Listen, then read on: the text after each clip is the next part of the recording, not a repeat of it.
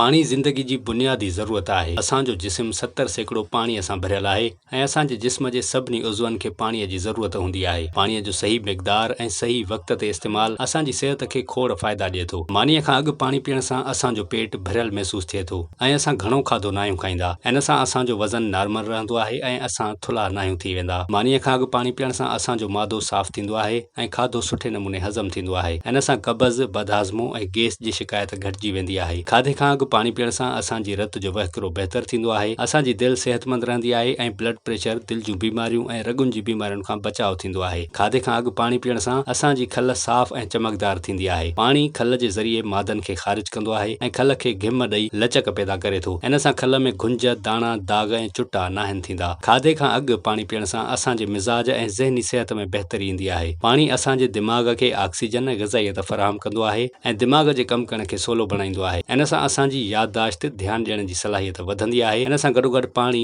कावड़, दॿा ऐं बेचैनी खे ख़तमु करे सघे थो। इन लाइ असांखे घुर्जे त असां रोज़ानो खाधे खां अॻु पाणी पीऊं ऐं जेकॾहिं अॻुवाट पी न सघूं त पोइ मानीअ जे विच में पाणी पीअणु घुर्जे।